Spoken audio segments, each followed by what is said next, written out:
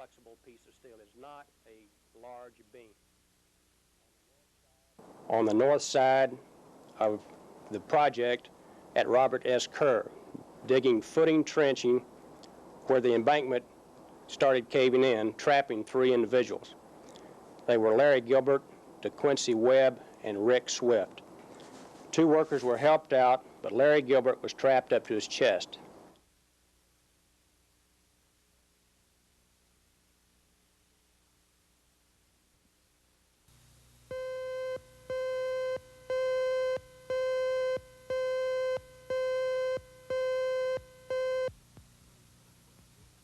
But with 50 cents, they have agreed to let you pay 72.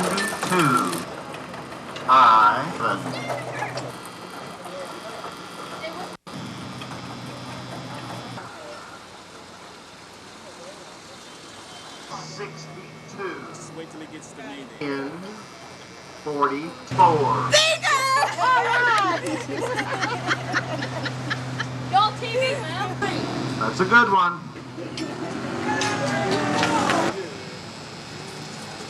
Yeah, I know she's work up there. I'm good. Okay. It's shining the light on you. Look like. Oh, this is for letter T? Yeah. All right, okay. No.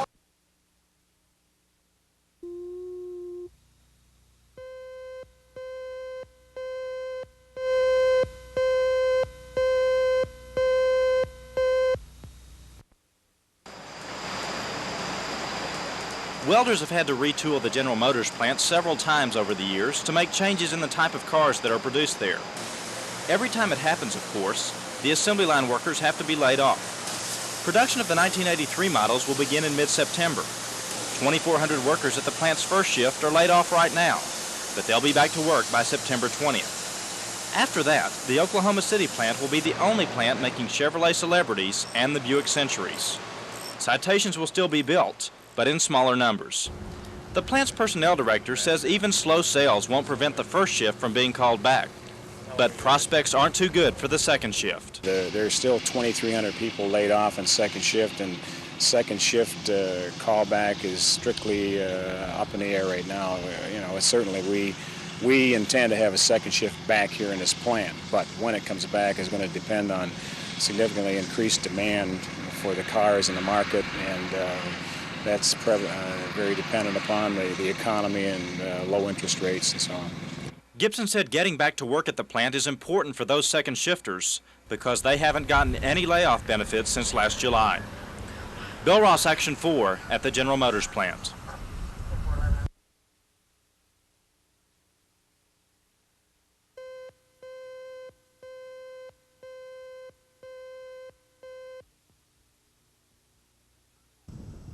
The primary irritant for those people who suffer from hay fever is the pollen given off by ragweed and other weeds. But city dwellers are just as susceptible to the allergy as those people who live in rural areas. Some people find help for their hay fever with over-the-counter drugs. Others need professional help. For a small percentage of people, say 2 or 3% of the people with bad hay fever, they will need even more intensive workup to allergy tests to find out what they're actually allergic to, and allergy shots, or what we call immunotherapy or desensitization, to gradually decrease their allergy or make them less sensitive to the things in the air. Allergy shots for hay fever are usually given on a weekly basis. Treatments are seasonal or annual.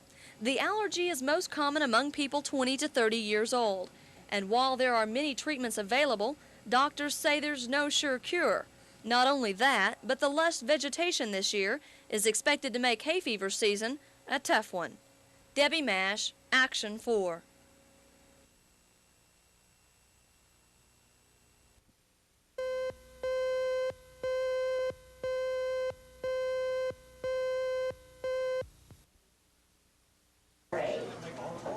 "82 senior citizens, all on fixed incomes, came to the Classen Senior Citizen Center to sign their termination papers.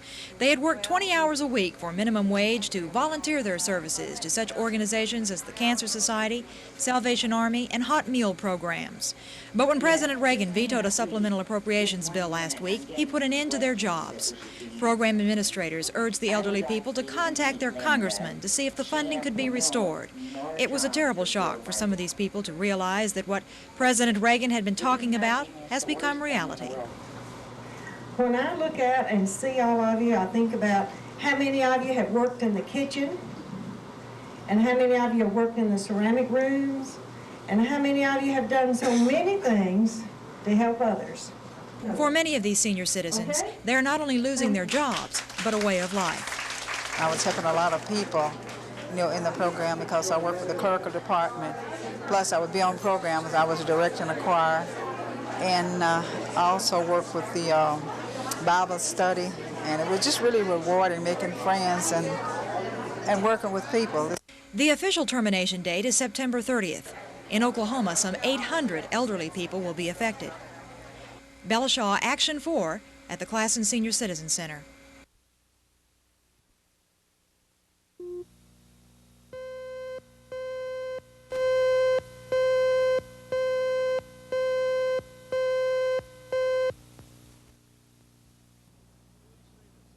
The nightmare began on a Saturday afternoon 6 months ago. When Tammy Carter failed to return home from the cleaners where she worked, her brother drove to the business to check on her. He didn't find his sister. Instead, he found a puddle of fresh blood and a bloody footprint. The next day, some fishermen found the 17-year-old's body in a Cleveland County creek. She had been raped and bludgeoned with what appeared to be a screwdriver. Less than a month later, more police arrested Michael Harmon and Timothy Rist for the slaying. Rist was later released. Harmon's murder trial began Monday. The prosecution rested its case after calling Harmon's former neighbor, Mamie Jarvis, to the stand. Jarvis testified that she heard Harmon and some other men discuss dumping a girl in the river the night Tammy Carter disappeared. Defense attorneys presented more than a dozen witnesses in an attempt to refute the state's case. 2 people testified they were with Michael Harmon in his apartment when Tammy Carter was abducted from the cleaners. In a surprise move, defendant Harmon took the stand to deny he had anything to do with the killing. I've never killed nobody in my life, and I definitely wouldn't kill a 17-year-old girl because I don't have the heart to do it. Do you know Tamara Carter? I do not know Tamara Carter. To my best recollection, I've never met her, never associated with her, and if I've seen her, it was not in a form that I'd really remember seeing her. Michael Harmon and other defense witnesses today testified that Harmon's former roommate, Bobby Joe Standridge, had discussed robbing a laundromat in the past. However, Standridge has never been charged with murder in this case. He remains in the Lexington State Prison on a burglary conviction. In the meantime, rebuttal witnesses and final arguments in Harmon's trial will begin tomorrow morning at 8:30. Scott Wallace, Action 4.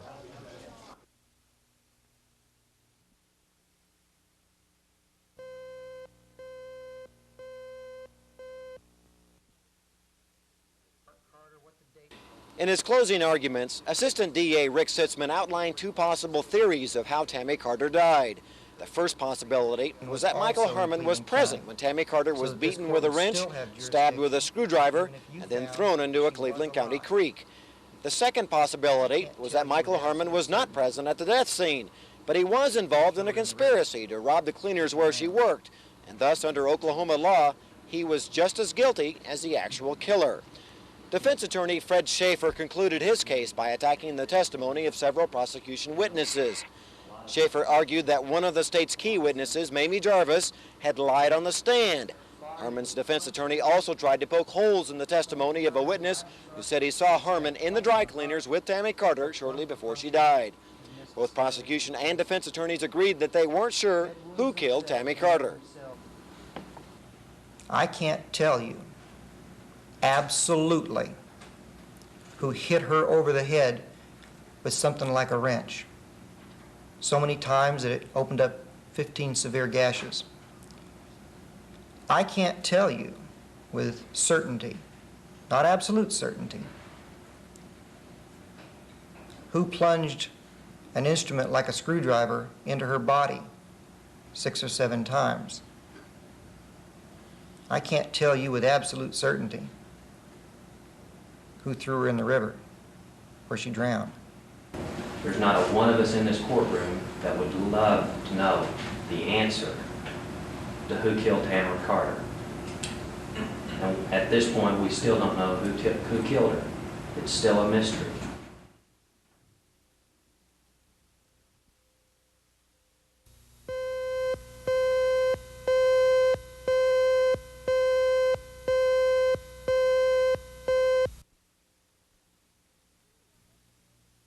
Within the last year, the Smile America city has been frowning about plenty.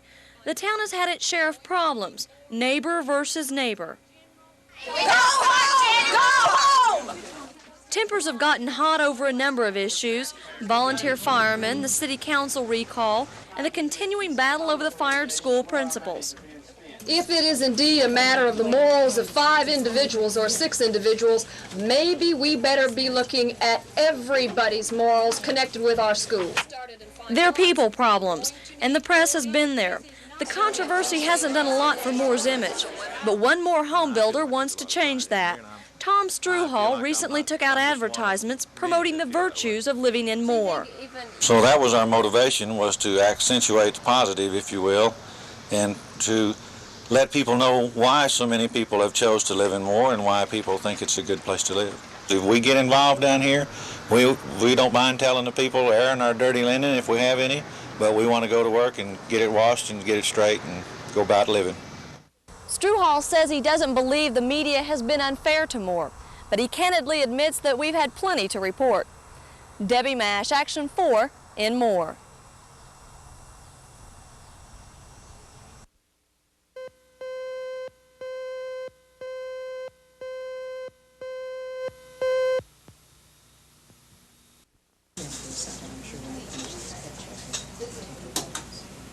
You're not going to do that today, are you? No, he wouldn't do that.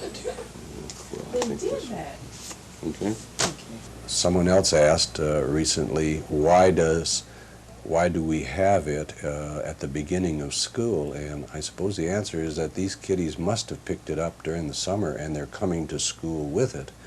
And I've also been asked how we could prevent it, and I think the prevention comes with parent or guardian cooperation, meaning if you have meticulous personal hygiene, you should be able to avoid this problem, or at least pick it up, obviously, when it's just beginning, so that it doesn't get out of hand.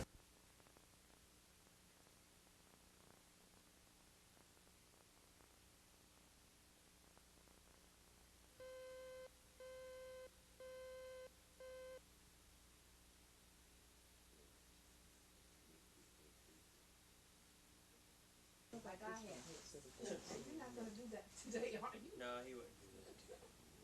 They did that. Okay. They did question me about that.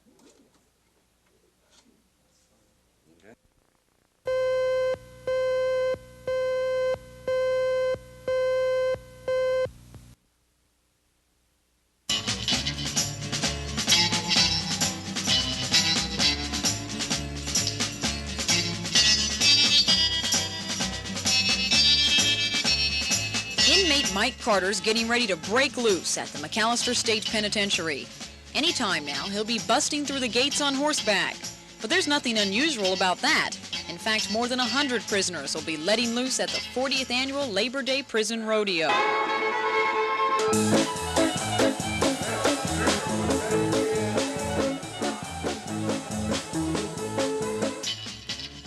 Every year, these men are set free, in spirit at least. It gives them a chance to celebrate the end of a long, hot summer with some hot competition. Many of these guys have ridden all their lives, like Pat Potts, who grew up on a farm. Pat's a top contender in bareback riding. Friday night, he won $20 for a first-place ride. Tonight, things just don't seem to be going his way, but it's still a lot of fun. Pat Potts on Buck and Belva.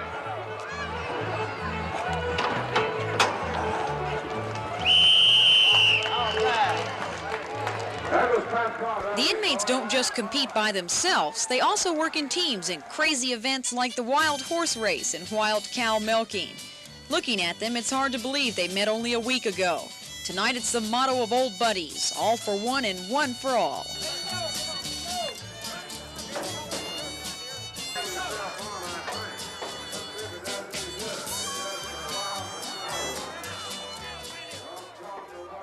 Every good thing must come to an end, including the McAlester Prison Rodeo. After all, the arena is a state penitentiary. Sherry Sellers, Action 4 at the McAlester State Penitentiary.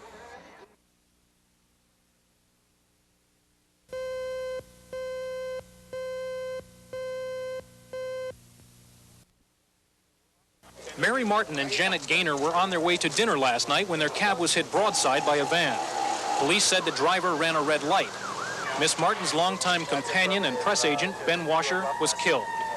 Miss Gaynor, the 75-year-old film star of the 20s and 30s, was taken to the hospital in critical condition. Her husband, producer Paul Gregory, suffered minor injuries. This morning, actor Larry Hagman, Mary Martin's son, who plays J.R. Ewing on the TV series Dallas, visited his mother. Does she know how serious, perhaps, Janet Gaynor's injuries are? Can you excuse us, please? Can everyone kind of either sit over this way or go through because we have...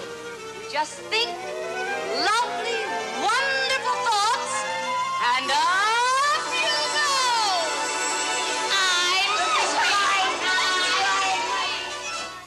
Mary Martin delighted a generation of children on Broadway and television as Peter Pan.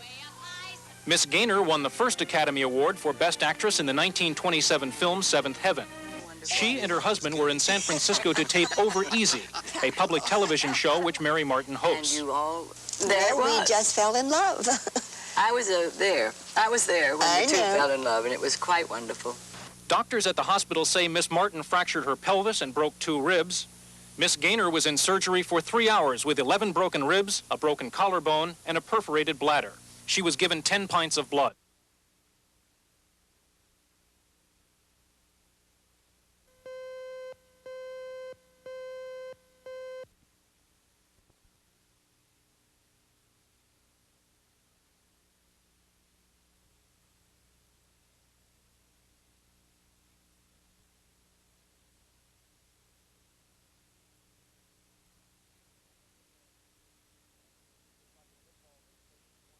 It's just like a football coach's one-loss record tells you what kind of coach he is. If you're losing cases to the jury, I believe you're doing one of 2 things wrong. You're misevaluating your cases in the first place, or you're not presenting them to the jury in a proper and an effective manner.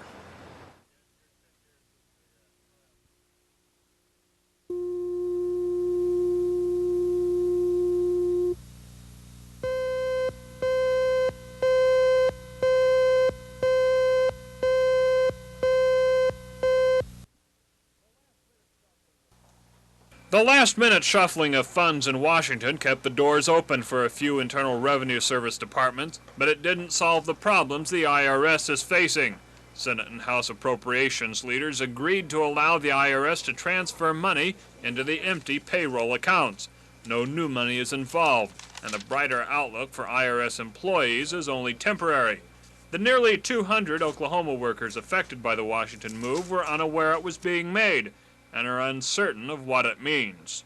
All employees were notified late yesterday evening by telephone calls. That's statewide, and all have returned to their jobs now. And to the best of my knowledge, things will remain as is, at least until the middle of the month. Then we could run into another crunch again. It will still take congressional action to find a more permanent solution to the money problems in the IRS. The new fiscal year starts at the beginning of next month. But in the meantime, the IRS payroll accounts could go dry again, this time affecting many more employees. Now there's another problem. The National Treasury Employees Union is challenging the layoffs as illegal. Charles Schnetzer, Action 4.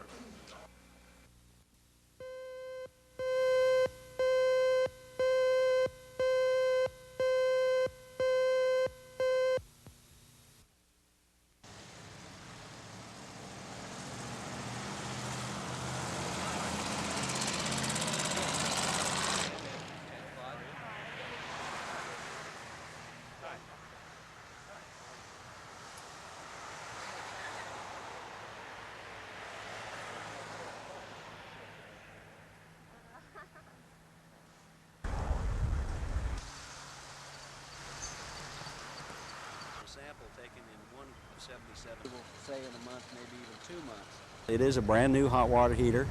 It was installed properly. It's got the proper size, temperature, and pressure relief valve on it. 50 pounds of pressure.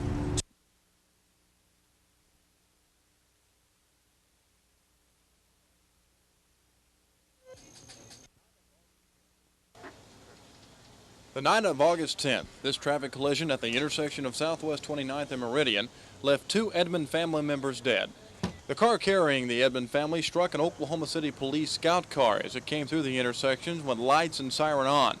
The officer, Alan Massey, has since been fired from the force and is facing a court case where he is charged with 2 counts of negligent homicide. The department fired Massey after the review board found he had violated department policies and procedures when he drove through the intersection. But evidence has come out that the brakes may have failed in Massey's car that night, and that has prompted an investigation into the matter by the Fraternal Order of Police. If there is evidence that the brakes would have failed in that instance and that the officer had exercised due care and caution in trying to avoid going through a signal light, then you would weigh the officer's violation of policy according to what contributing factors a brake failure may have been, and see which was greater. Was it the officer's judgmental error greater, or was it a contributing factor of brakes? The investigation into the brake question might be centered around skid marks. Now, according to the public police report that we checked today, there were 100 feet of skid marks from Massey's vehicle, but there was no known rate of speed at the time of collision. The FOP hopes to hire a brake specialist to look at the car sometime next week and will then make their decision on Massey's grievance. Kevin Ogle, Action 4.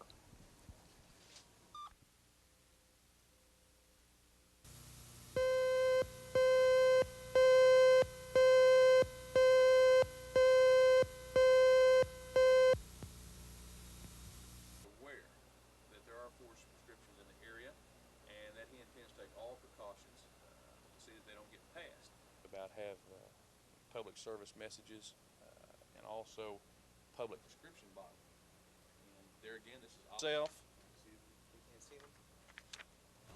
This is to alert the pharmacists for the most widely abused drugs and to help them in looking at forged scripts. This other is to let the individuals know that are bringing forged scripts in to the store, that all of these will be verified by the pharmacist. The third project, something that we're also very proud of, is a seal that they can put on drugs, whether they be controlled drugs or non-controlled drugs, that has the Bureau of Narcotics and Dangerous Drugs shield on the top, and it says this substance can impair your physical reactions and mental abilities.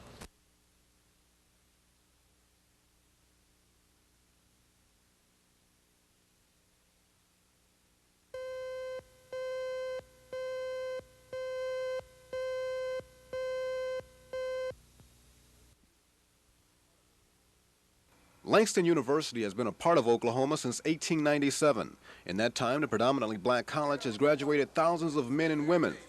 And now the Alumni Association wants to locate those people. There are currently 650 active members in the association, but the school says it needs the support of at least 3,000 to become more self-supporting. The dues for an active member is $10 a year. At a news conference today, the Alumni Association says it will work through churches to locate Langston graduates. And the university is hoping school spirit will help in the drive. We're dealing with change.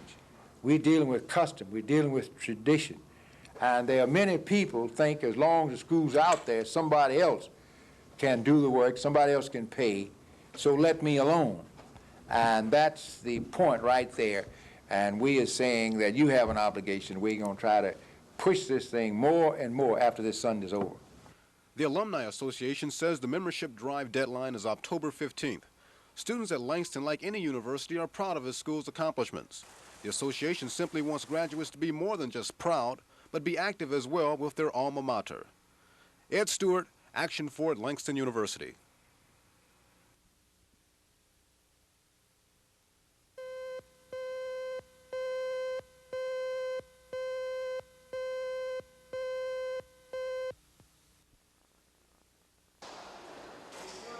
I'm Kurt Autry. For as long as anyone can remember, this window at the Capitol has been the home for the state constitution. Even though the document is only 75 years old today, it's been a rough 75 years. The pages are very old and brittle, and even though it's been chemically treated recently, officials of the Capitol are concerned about its future. The Diamond Jubilee Committee has taken on the financial burden of raising money for a new hermetically sealed case for the document. The temperature and humidity controlled enclosure will cost more than $17,000.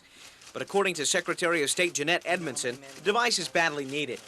And we have found from the things we've done the last few years that after deacidifying it and getting a new box built, Good morning, Secretary. that we still couldn't control the humidity. Secretary of State's office. And the humidity is a big factor in preserving it. For now, the Constitution will stay at the Secretary of State's office until a new case can be constructed. And state officials hope they will be able to close the door for good on the Constitution's old home within a few months. At the state capitol, Kurt Autry, Action 4.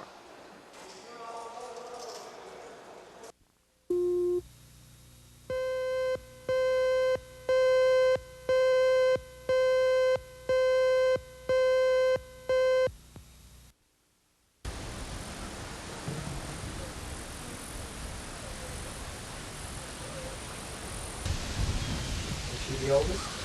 16. Certainly the schools are obligated first to give their own resident pupils an education. And they come, being their taxpayers and citizens and parents, that's the one they should take care of. And if they were legal residents, they'll take care of them and put them right in school and test them and put them in the grades where they're supposed to.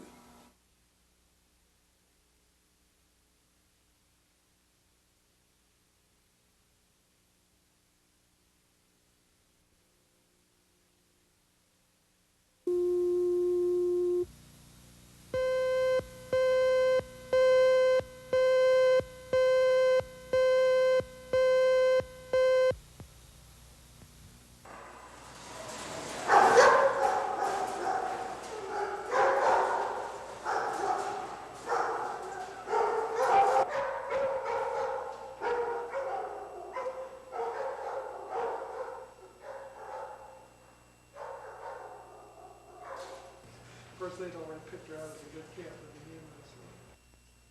In order to get enough cats to support this operation, I've had to go down into central Texas and all the way to...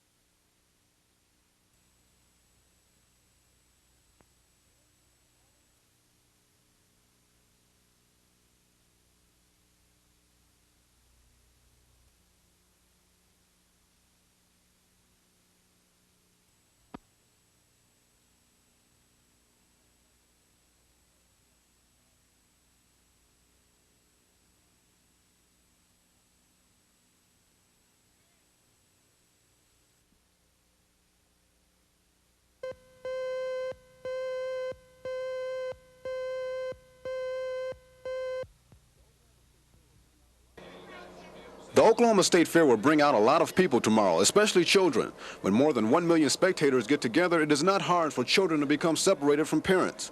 Oklahoma City Police are asking that adults do their part in making sure small children are supervised while moving through the large crowds. Older children interested in working at the fair while it's in town should inform their parents just who they will be working under and what exactly is the job. Because of the disappearance of 2 girls from last year's fair, police are now using civilian help to keep an eye on youngsters. Operation this year with the civilian volunteers was in light of last year's disappearance of the 2 girls during the state fair. We took the precautions this year to set up a command post in advance of the state fair and to solicit the assistance from civilian searchers in the event that a similar situation should occur. However, we are very optimistic that we will not likely encounter a similar situation as last year. Police also encourage parents who plan to pick their children up from the fair later on to have a certain time and place for meeting. Officials can't promise no children will be reported missing from the fair, but they will do all they can to cut down on the odds of that happening. Ed Stewart, Action for the State Fair.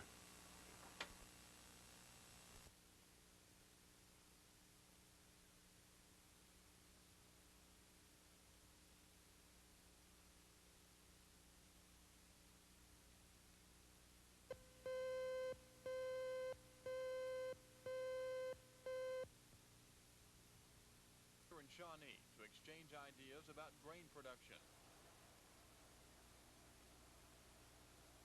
Taiwan buys 96 of their wheat from the United States.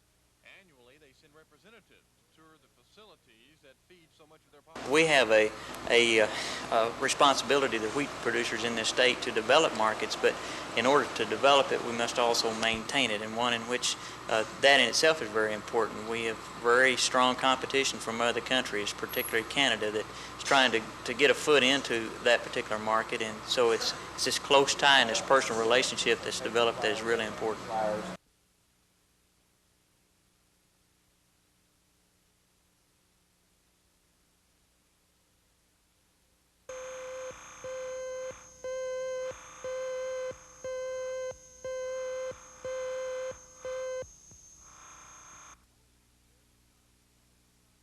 OSU's Dairy Science Club is sponsoring such an event. In a state that is known for its livestock, it's kind of funny that milking a cow would be special. But children and even adults are lining up at the livestock building. For most of them, it's the first time they've been near a cow, much less milked it. The experience is one they all seem to enjoy. One club member put it best when he said this is probably the first time the children have realized that milk doesn't come from a carton.